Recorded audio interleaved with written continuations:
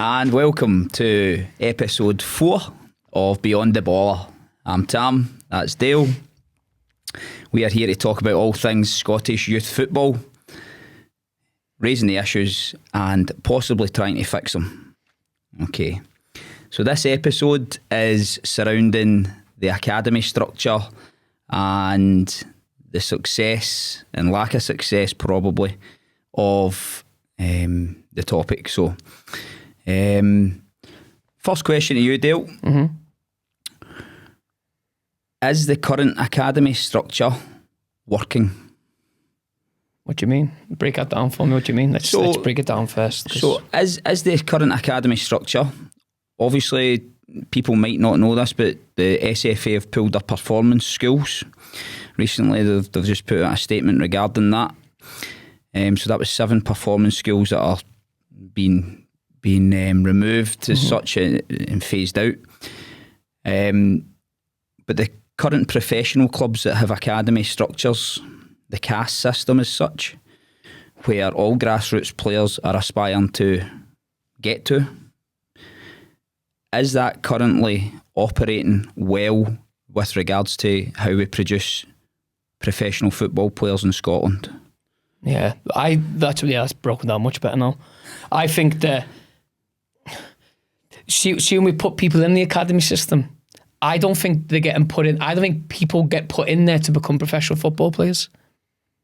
What do you think they get put in for? I think people want to be in there. I'm talking about some parents. Okay. I think some parents want to be in there for the tracksuit in the photograph. Where if my son or daughter was in there, where I think the academy system should be placed is to make them professional football players or give them every opportunity to do that. Because what we're saying is the academy system is better than grassroots. That's what we're getting told. Is that and that's your best chance of becoming professional. But that's not always the case. So why does the parent want the tracksuit photograph? Surely they believe that if they're in that system, if their child is in that system, that they have a better chance of becoming a professional football player. I do, and I think that is the case. But see, when you isolate the grassroots clubs away from the academy system, they're not getting enough football because they're only training 3 nights a week. And one of them nights might be like a strength and conditioning session with like a sports scientist or psychosocial and all that stuff. So they are trying to step into the mindset of the player, which I love from a young age. I do get that. But they need so much ball time still. And that's when I made that comment last time that if you haven't got spare income as a parent, you're not making it as a professional because you're not getting enough training from your academy because the world's changed and we don't play out anymore. So I think there needs to be 4 nights a week if we can maintain it. Okay. And that extra night training. So that would become down to facilities, coaching, finance. Yep, definitely. So see when you speak about not enough football, are players in the academy allowed to play additional football out with?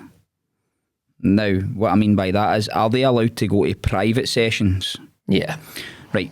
So that for me is where I'm going with this. Why are they allowed to go and undertake a private 1-to-1 or a group session, but not allowed to undertake additional football in a club environment? Yeah, I have no idea. Because it is the same thing, isn't it?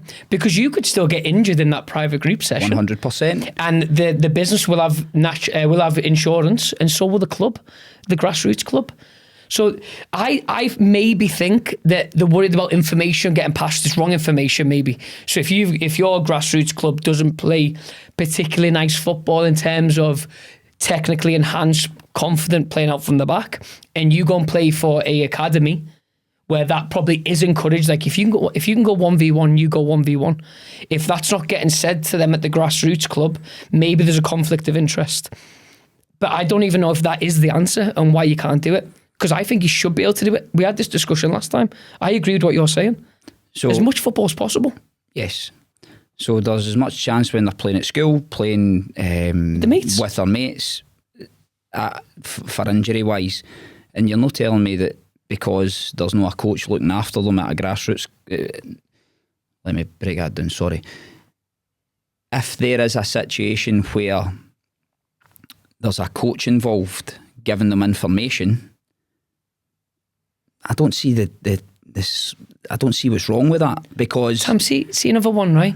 See the feedback that we get and the other private businesses in Scotland. I guarantee the ones that are really well established now, they're getting feedback from their session saying that's better than what they're getting in an academy.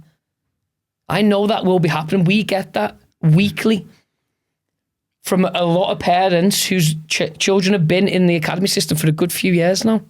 Well, I think the feedback, and just to highlight the most common element of feedback that we get, is that the replication of intensity can't be matched. Can't be plagiarised anywhere. No. And that's important for us, because tempo, technique, skill level, how a game is. I think your training should be replicated on how your game should look. And I know it's cliche, right? But that's what they're getting when they come to us and others. So when they come to us, and this is why I think that the big clubs who have a decent budget in Scotland for the academy system need to be looking at private coaches and see what are they producing. Because like I said last episode, in Scotland, in England, they've handpicked these private technical coaches who are outstanding. They have a good following on social media. That's not always truthful on how good they are, but they are good coaches. So Chelsea's just picked probably the strongest two around. They've handpicked them in England, and they've got them in their pre-academy because they're so good at producing technical football players. We have to replicate this. We have to replicate it. Well, what are these coaches doing differently? Because what they're doing is they're putting their own philosophy, how they think it should be played. I don't believe they're copying what Chelsea showed them. I believe they're having their own spin on it, on how they think football should be played, similar to what we do. I don't copy what anyone else does. Okay, you'll take ideas off people and then you put your own spin on it. So I think in Scotland, the problem is a lot of children can't receive a ball in the air. I think that's the biggest downfall in youth football in Scotland, is some kids aren't confident to take it on the chest, the knee, the head. And because we've removed headroom from the game, which I get, but that's the same in England, okay, is that kids aren't brave enough to go up for that anymore. Well, I'd be trying to create that environment. Can you receive it in the air, on your chest, on your knee? On the bounce even, yeah. Yeah, can you deal with a bounce? So I think that's where I change it a little bit differently, and that's what they do, them private coaches in England, is they're all about technical ability and breaking down drills. In the academy, they don't break down technical drills. They don't break them down. We spoke about the games as well, that there's no coaching in a game. Yeah, and decision making's key. So I think if you're in a 6-week trial, say, and you think you're doing really well on your trial, you're not getting any feedback. You need to know that. Your kid will not be getting feedback from that academy. They'll be told they're doing okay. And then it comes to the 6-week period when you have your review and you either get signed or you don't. I think parents need to be given information on, right, he's 2 weeks in, he's really weak on his left foot.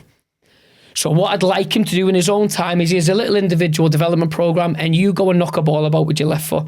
That's not happening for the trialists, because I don't think all the academies, some of them are good. Some of them are really good at helping. But I think some academies don't want to give away too much information until they're signed. That's wrong. That's wrong. Okay. Go and help the individual. So we mentioned Chelsea as being an example. Don't know if you're comfortable with this. You were approached by Sunderland regarding collaboration and possible position. Do you want to expand on that? Because they've identified you because you brought down 2 age groups and very successful in the time there. Do you want to talk about any of that? Yeah, so the link came through Nathan, who's like head of the Children's Academy at Sunderland. It came through him. Managed to reach out to him, and I was looking for friendlies down in England. And then Sunderland were the first ones to really come back quickly, and Nathan's a great guy, good friends with him now. And we took down 2 age groups, a 2016 age group, a 2014 age group, and we performed quite well. Came second in a tournament with the 2016s. And that I think what Nathan's seen from myself is we had a lot of similarities, and I care about technical ability at young ages more than anything else. I think that's the most important thing, because that's where the relationship builds up with the football. I don't care about the athlete at the age of 8. I care about, is he technical? And then I think the rest follow on. Yeah, definitely. And when we went down there, we performed so well, and that ended up giving us invites to Liverpool, Manchester United, and all these other massive clubs in England. Sheffield United, Burnley. And we've managed to play these teams and give boys the opportunity to go and play teams that might not play in ever again. So that brings me on to my next point.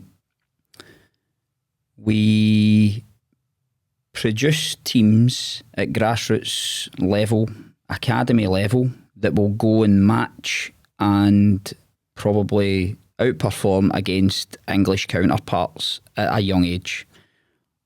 Let's say we're on an even par. Let's say that. I'm not saying every Scottish team goes down and beats the English teams. However, what's quite evident is that when we're equal from young ages and moving forward, there is definitely a jump when we go to, let's say, the age of between 16 and 21. Yeah, stepping into men's football, if you like. Yes. Yeah. I must clarify about Scotland under 17s beating England. Yeah, midweek, yeah. Midweek 3-0. But there's a definite issue, I feel, with the transition from our academy, grassroots academy players becoming professional football players in comparison to what England produces. Now, people are going to come back with population and all that, yeah. Population, etc. But we have the same information available to us, but the percentage levels are different for why people are stunted in Scotland in comparison to England. No, it's such a great point, by the way. Honestly, it's such a great point, because when we take teams down there, we went to Liverpool, right? We were very fortunate, by the way. We got so lucky with this. The 2016s went to Liverpool on the Saturday and played Manchester United on the Sunday in the same weekend.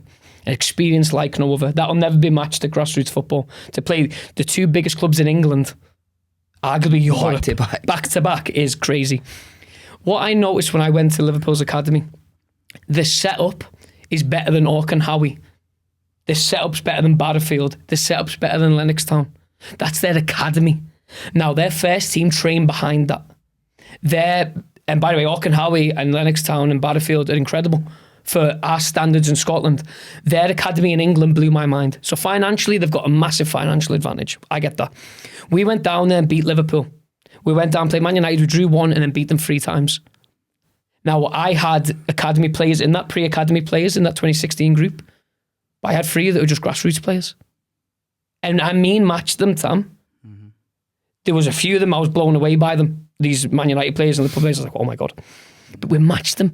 Rangers, Celtic, St Mirren are going down there, Motherwell, and laying stamps on these young players. It gets to the age of, I think, 17, 18, and you step into first team.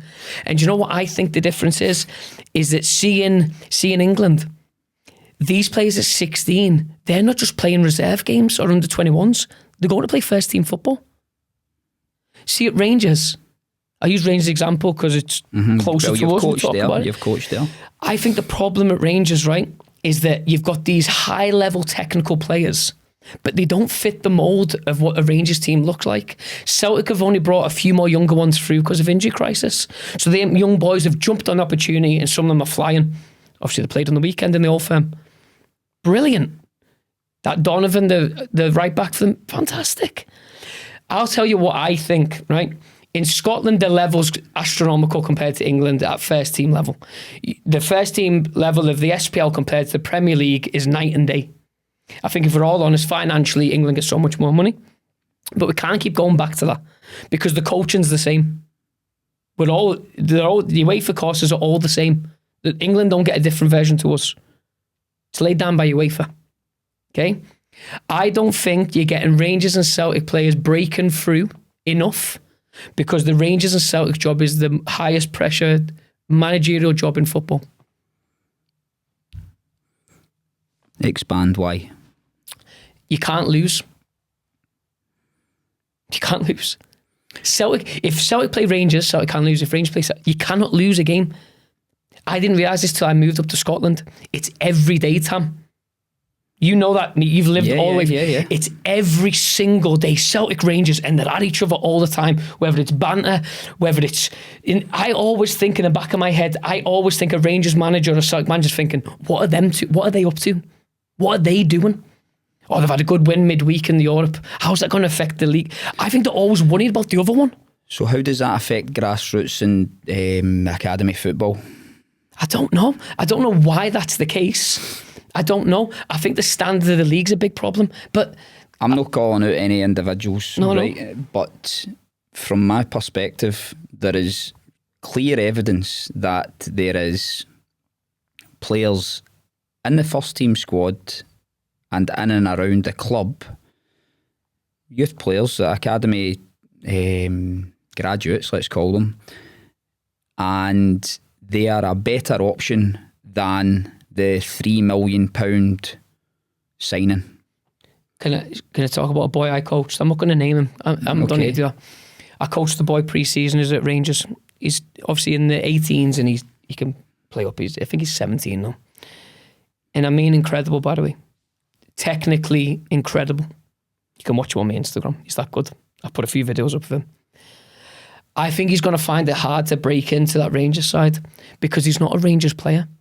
See, if he was in England, you'd hear about him. Because Max Dowman just came on for Arsenal in the Champions League at 15. How? Don't get it.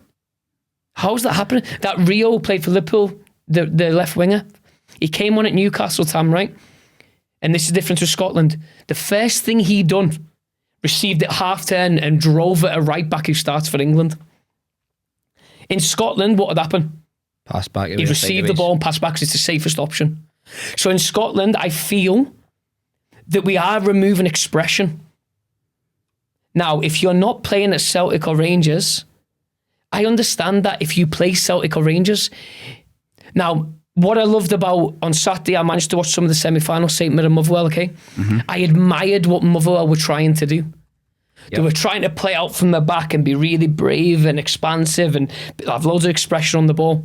The St Mirren flattened them. Yep. Now, what I say from there is that the St Mirren manager has identified what his strengths are and his direct, aggressive pressing football.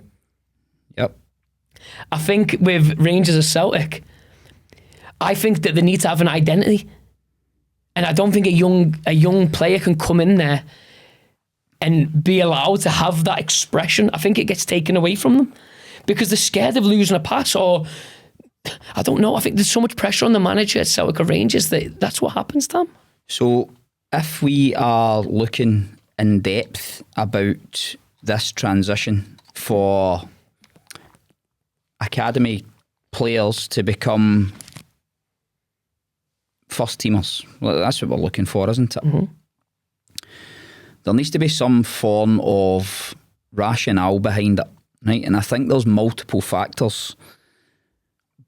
But I feel that the system currently, in its current form in Scotland, restricts a whole load of numbers, basically. So if you have, let's say, for example, some of the stats, right? About 160 academy graduates signed professional contracts in some shape or form, kept on, let's go it, from 16 onwards, round about that every year. Do you think that's enough? Because you're telling me in an age group that there's 160 players, only 160. We've only got room for them at 16-year-old.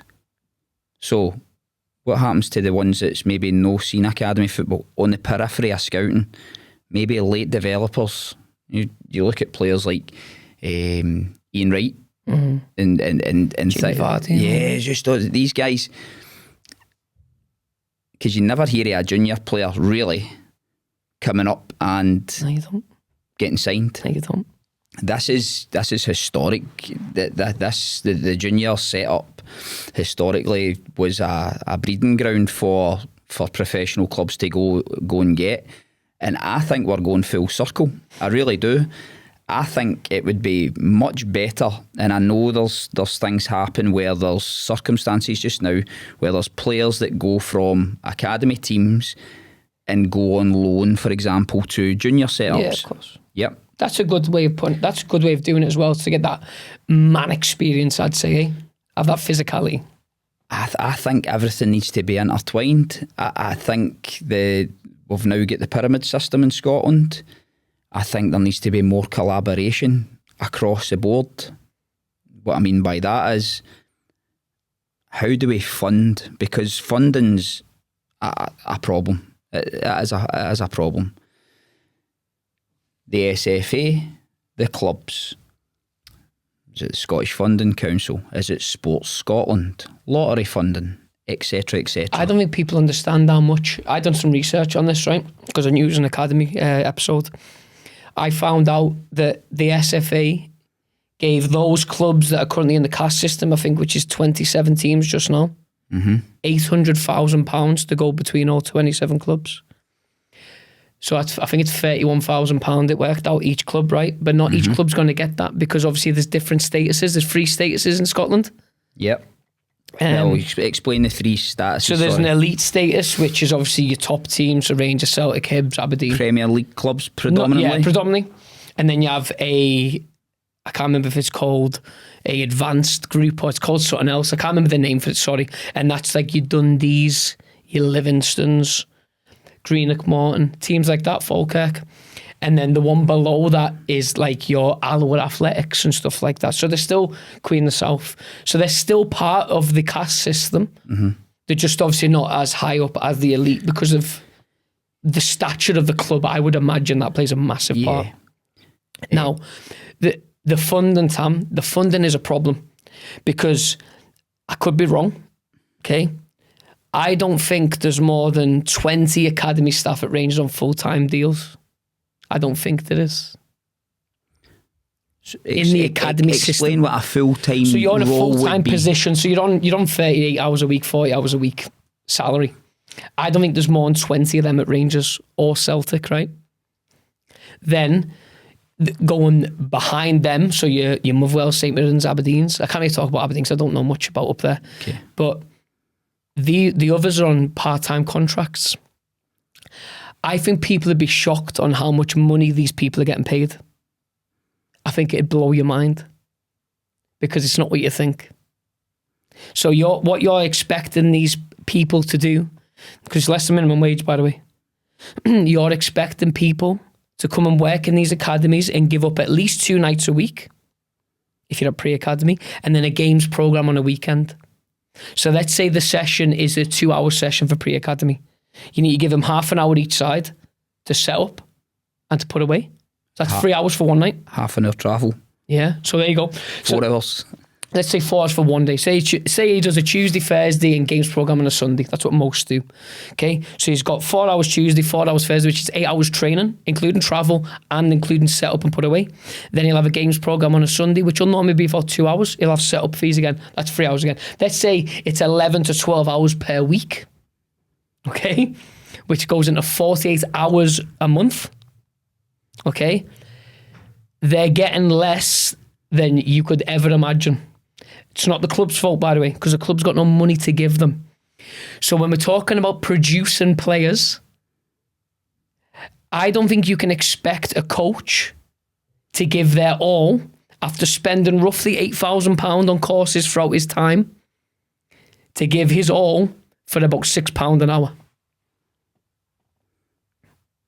Mark that as well. That's a statement. That's a definite statement. How can you expect coaches to give everything? I feel that a whole load of coaches will use that system and structure for the CV element of it. Well, okay, I'll throw it back at you then, okay? Go on. Who's, just now, in this current climate, who's got £8,000 to get to a B licence? Because that's what it takes, by the way, for all your courses. it's going to cost you about £8,000 of your own money because no one's helping you with that. £8,000 before you're even going to get a job. Who's got that kind of spare income, right? And then once you've got your job, you're not getting paid enough to redeem the costs. No, you'll never redeem it, Tam. You'll never redeem it because eventually you've got to do CPD events. Well, would the argument then be that because the likes of yourself, for example, would become private coaching? That's what I'm saying. That's why they do it. That's what your question. You got asked someone sent a message saying, why aren't I in an academy? That's why. Because my aim was always to work in full-time football. I'm in a luxury position that some people would kill for that, to work full-time in football. To dream it's the next best thing to playing. I'm lucky to be in that position. But I couldn't do that if I wasn't private. Well, that takes us back to the English setup where the top clubs are going and getting the best private coaches. Yeah. Because the private coaches have probably found, even in England, for example, that is the case. So it might be good for the CV. Tom, I think that's the solution. I think that could be a major part in how we fix it. Is that if we say, can such and such from a private academy, can you do 1 day a week and then another one do 1 day a week, and then the financial aspect of it doesn't really become a big problem. So when I talked about the lack of wages these coaches are getting, if you gave that to a private academy coach, said, listen, we'll help you with your badges, that'll be payment, I think people would rip your hand off. I would. If a big club came in and said, I'll help you with covering costs of your A licence or whatever, I think that would turn my head and I'd be like, right, okay, I fancy that. But I think it'd be difficult to say you need to come and do 12 hours a week for little money. Yep. I don't think that's fair. And I don't blame the clubs because I don't think it's the club's problem. I think it's the SFA's problem. Because I want to know where the money's going. It's hard to know what the revenue You'll streams never find are. out. It's very difficult to know the revenue streams. However, I think I've got a better solution for when we move to older age groups, because I mentioned the previous podcast that I feel very strongly that Grassroots and the academy system at the moment, as much as it's fractured, splintered, and probably no best fit for purpose, because we're speaking about these things that was just spoke about, I think it's the later age. I think it's the 16. See, when you get to 16, you've got a choice to make. So do you go and play junior football? Do you go and play amateur football? Do you give up football? You need money. Because you can't operate. So is it such a thing? Is it so wrong to go, colleges and universities, let's go a collaboration with a club and the SFA, there is one, and private coaching? Airdrie do that, Airdrie have this collaboration with a college. It's brilliant. It's really good.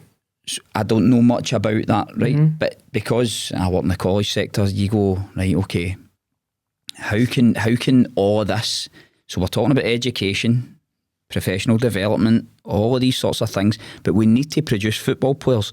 So can we get some sort of recognised, not so much a reserve league, that's another thing for another day probably, but something professional inter-college, inter-uni. I know we've got University of Glasgow's got teams in the Lowland League and things like that. But some of them are in amateur leagues. But you think to yourself, can there be a collaboration somewhere where we can all go in the right direction and educate the players at the same time? Because the percentage of making it professional is so slim. Can we educate them at the same time? Can we put them through the badges for free? So there was a stat that 0.07 can't even calculate me, isn't it? That's mental. 0.07% of the academy players, I'm sure this is it, I'll confirm it, I've got my notes there, but they become prominent first team football players. Have longevity at the top of the game. In a career. So 0.07. So Here's what that's not 1%. That is crazy. 0.07%. And Tom, what are we counting as like top of the game as well? What are we saying in your opinion? What's the top of your game in your opinion? So if I've came through Rangers, I've been at Rangers from the age of 8 until the age of 16. I've signed my first professional contract, right? What's counted as top of the game then? From there, playing for Rangers forever?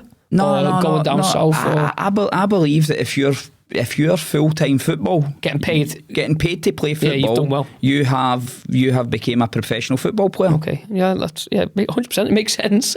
But let's look at our system at the moment. Is everybody full-time in the Scottish Championship? No, they're not. Is the league structure a problem in Scotland? Yeah, you would have to say right? But there's pressure, so does the same type of teams, and I hate bracketing and branding teams, right? But let's say there's a group of teams at the bottom at the moment, so they'd become, if we expanded the league, they would become mid-table then. But then you've always got the battle at the bottom, so... But then see your mid-table championship sides, and they come in and play as Celtic or Rangers. It'll be a mess. I know. That's my fear as well. But can we know try and expose our players to adult top level football earlier, in whatever way that looks? Does that mean Lowland League, Junior League? What does it look like? See the amount of boys that I coach pre-season, right? The amount of ones I'm coaching pre-season at Rangers and Celtic and other teams, they're all at the top 2, right? The amount of English clubs linked with these boys is mental. And I'm talking like top, by the way. Man United, Arsenal. I had a boy who was linked with Bayern Munich and Real Madrid. Benfica.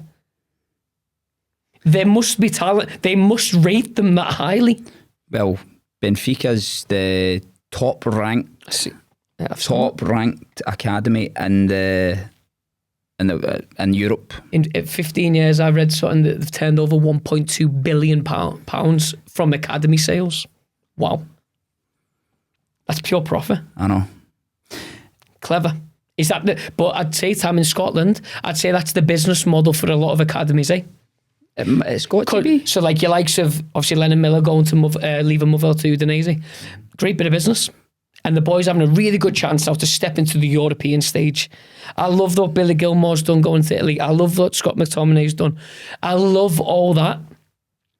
So can I hold you? I know you're in a flow there, but I need to stop you. You always stop me. I know. No, it's good. But we got so much traction regarding Scott McTominay's a Ballon d'Or nominee.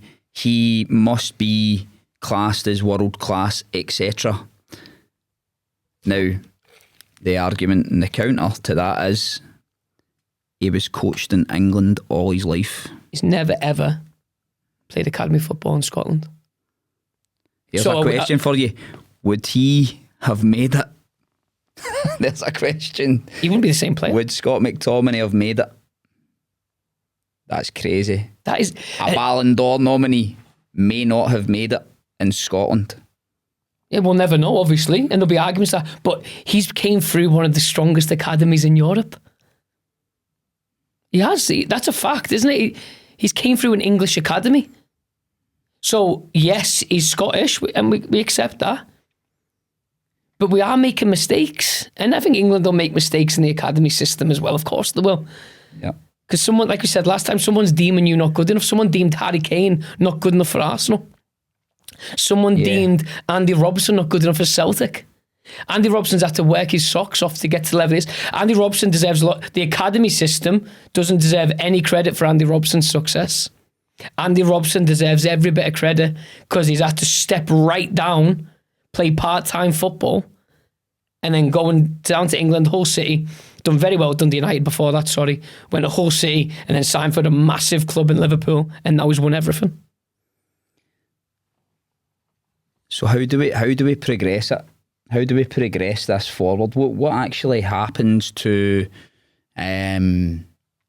make this transition from grassroots academy because I know we're on about the academy session, but I think Grassroots comes into it as well, because you're not telling me every Grassroots player is deemed no good enough for academies. That's crazy to just cast them aside. There's not enough room. I know you need to draw the line somewhere, but if you're telling me there's only 160 professional contracts getting... Do you know what I'd like to see? It just came to me. What's that? See the current players playing advanced level football in our area. Mm-hmm. Why can't we have like a, you know, like how we have, so when they get to 11-a-side, they do the Scottish FA football trials for Grassroots players. Have you heard of this? Mm-hmm. So they have a regional squad for the West. Yes. Why can't we do that now? And then that's so much exposure for them. That's the step down from academy. We're saying right now, advanced level football's the one below academy. And like I said, the previous episode is come when they've signed at the age of 10 and onwards, it's really difficult to break through. And they're saying you must be better than what's in there. I hate that statement, because you're saying Grassroots is better than academy football.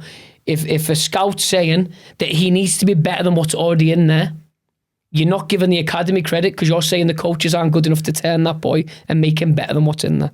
Yeah. So why can't we have like a regional squad from the age of 10 onwards, rather than wait until the age of 12 or 13? I think it's because it's so cutthroat, though. Everything's cutthroat. Like, scouts are looking for the best players, but it's not. Grassroots teams are always looking for the best players. But Sam, why is it cutthroat though? Because there's no competitiveness. So what we cutthroating it for? We don't play a game of competitive football till you're 16 in Scotland in the academy. Mm-hmm. What? Why you binning the boy at the age of 10? He's never going to be good enough. You don't know that. I'm a scout, right? Mm-hmm. I get it. And there's only so many space in the squad also, so you don't want to overcrowd, because we get that as well, because you're not getting all the eyes on them. But by deeming they're not good enough at the age of 10, it does worry me. It does worry me, because you don't know what's going to happen in a year's time, and I know they can revisit him, but see the knock of confidence that gives people. Yeah. The rejection, right? Kids aren't strong anymore. Kids are not strong-minded human beings like what we were. We were dealt with rejection. We were brought up with rejection always. Kids weren't brought up with that in 2025. So from my notes, there's 150,000 registered Grassroots players in Scotland at any one time. Right. It's about 163, but it's either 150,000 for easy counting. Within the elite academies, between the ages of 12 and 16, there's 3,000, allegedly. 3,000 bodies across that age group. So that's 160 times 16, roughly. Yeah, roughly there. Professional contracts issued, we mentioned that, probably about 160 per year. Mm-hmm. Long-term careers, less than 100. Less than 100 from the 150,000. Now, I could interrogate the figures a wee bit more, but... Do you think that... So Sam, that, by the way, decent research, by the way. Do you think that's the style of play up here? Because we've got two boys who work for us, right? And play B team for Rangers. The coaches they've had, listen to these for names of coaches: Steven Gerrard, Michael Beale, Giovanni Van Bronckhorst, Philip Clement. Right? So you're talking tacticians, one of the greatest players to ever play for England, a manager that got a Scottish team to the final of the Europa League final. And Michael Beale's probably recognised one of the strongest youth developers in England. So the training must have been through the roof, right? Mm-hmm. Now, them boys, that were just the two guys that we're talking about, played for the B team, captained the B team, started in centre midfield for Rangers B team, and trained with the first team. Why aren't they good enough to go and play at a lesser Premiership side in Scotland? Someone needs to tell me that. Because they trained the Rangers way, and Celtic could be saying it would be expressive and really technical players. I don't think Rangers and Celtic aren't churning out technical football players. They are. Same with Motherwell, St Mirren, all these other clubs, they are. Well, look at you. Lennon Miller. You coach Dan Cummins. Dan Cummins is lethal, mate. Dan Cummins is lethal and he couldn't break into Celtic squad. But I've told you, because Celtic will not risk it on young boys unless they need to. Well, this is this problem regarding risk, isn't it?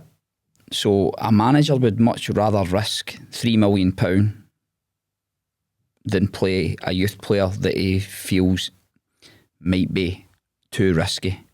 But you're not telling me that the managers went and identified this player and goes, do you know what? He's got an attribute that I'm going to enhance. He just needs a signing in the door. Do you know what I'd do, mate? See if I was Celtic or Rangers manager. You will win the fans over if you put one of your own in there. And right now, with the state of the two clubs, you will win. Perfect opportunity. You will win the fans over. If you say, do you know what, mate? I'm playing this 16-year-old kid, 16-year-old boy from Govan for Rangers, a 16-year-old boy from the East End of Glasgow. You will win over the fans. You'd be like, he's one of ours. And do you know what you've just done to that boy? You've put his confidence through the roof. He might never play for Celtic or Rangers ever again. But what you've done there is you've raised the profile of the academy, going, look at the talent in there. Look what we're producing. Well, Finlay Curtis is just the prime example. Bailey Rice is a joke, mate. He's unreal. But he's disappeared. You look at the teams, the Old Firm, right? It was a poor Old Firm. Mm-hmm. It was a poor Old Firm on Sunday, worse for us. But it was a poor Old Firm, right? It was. The standard wasn't great from both clubs, okay? But you're looking at the side. And apart from Callum McGregor, where's the Scottish players? Like, wow, we've got some talent in Scotland. We have got talent in Scotland, but the big two aren't flaunting them. So then, how does the rest of the SPL, right? So Hearts at the moment, they've obviously got the Jamestown Analytics. I feel that as we progress in Scotland, we could do ourselves a massive favour, right? And have some form of think differently. And this is what I mean. Think bonkers, right? This is going to sound crazy. But see the analytics side of things. Mm-hmm. Everybody's got video capturing now. Most grassroots clubs. Everybody wants to video their games. Trying to get a wee edge. Trying to give their players a wee bit more education and things like that. With AI coming, can we produce an analytical database where we can then say that player covered that distance, that player done X amount of skill moves, that player done X, Y and Z from a really young age for talent ID. But I think they do have that in place, Tam, because they are wearing the stats vests and that. Who? The academy players are wearing stats vests. Do you think you could filter that down though? Do you think you could make that? I know there's some amount of money involved in this, right? So like how young would you say? I think secondary school, start a secondary school. So I think a lot of clubs are doing that, mate. I do. But I think we've went stats mad. I think we've went too far with it. Because I think if you went Explain what you mean. I just think that when first team managers make signings now, I don't believe they're getting eyes on. I don't. So we'll use Rangers as the example again. Russell Martin, we use him as an example. And the directors, right? I believe that they looked at stats on what they've done. But I want to see, I don't care about the stats of a Russell Martin team as well, keeping possession of football. I want to see Russell Martin's stats of winning. Because although, this is what I'm trying to say about the difference with Rangers and Celtic compared to the rest is like they're not allowed to lose. But Rangers they went mental like what you just said. And they brought a guy in who's possession based. But his win ratio is poor. And Rangers right now need a manager who wins games. So I think if we get sucked into stats, it scares me, Tom. No, I get that. But I'm just thinking, we've had many an idea. But I just think being sort of a wee bit groundbreaking might work. I don't know why and how it would look, but a big financial impact and things like that. But you just wonder if you could get a wee step on people, because how on earth is Norway producing their talent? Multiple successes everywhere. Croatia, multiple successes everywhere, and their percentage of professional players per population is much higher than what we would class it. And I know people interrogate where are you getting your information from, etc. But it's just general statistics. They seem to be producing professional football players more than what Scotland does. I just don't think the Scotland League's well recognised anymore. I think in the 90s it was quite established because of the names that we were bringing in. And before. So I think that when you look at, I spoke about this with you, is see the transfer fees Rangers were paying out in the 90s. We're not even touching them in 2025. So the transfer fees that club's paying is less than what they were in the 90s. That was a wee bit of a freak though, because I get it. Because Celtic signed Sutton for £6 million. And we're still sort of in that bracket. That bracket. Single figure almost didn't doubles for millions. Yeah. I know Ida was £9 million. But Rangers are struggling to sign players. I know they've signed Denio for £6 million. This is what I'm saying with stats, Tam. Is you're not going to tell me, right, there's not someone abroad, I'm going to use a Hearts player example in a minute. You're not telling me you can't go abroad and find a player for £3 million who's top. You can. Got Glenn Kamara for 500 grand or something. Buttons. 60 grand. Is that what it was? Well, there you go. 60 grand for Dundee. Right. Mental. There you go. Braga, who plays for Hearts right now, he's a Rangers player. He's a Rangers player right now. He is everything Rangers need is that someone just to sit behind the striker. Much did Hearts pay for him? He was on a free. Much is he going for now? God knows. This is what I'm saying though. Someone's found him and Celtic Rangers missed out on him. And that will be stats based. Now that's the Jamestown analytics, isn't it? So see if analytics is working that successfully, and I'm not saying Hearts are the only team that's doing it, by the way, because there's analytics happening throughout football, but this Jamestown seems to be very, very prominent. Just, I know we could go on and on and on about this. I just want to summarise it. I feel school football should return 100% because... And I think clubs and the SFA should be putting more into coach education and getting as many people involved in football and developing the right way for as early as possible. I think that's not happening. That should be in the curriculum, to be honest with you, because everybody feels good if Scotland's doing well, for example.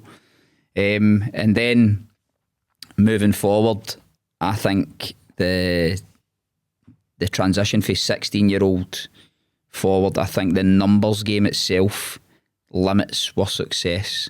So they've only 160 and that's you done. Late developers have no chance. So they lose them to football, lose them from football altogether. So I hope we've put some things corrected a few things there, maybe put forward some ideas. I think we need a part 2 for the academy, definitely. Spoke about our experiences and things like that, but I think there's definitely more to talk about and really dig into some of the detail and get the numbers absolutely spot on. So thank you for once again listening to us to put things right. Cheers. Cheers.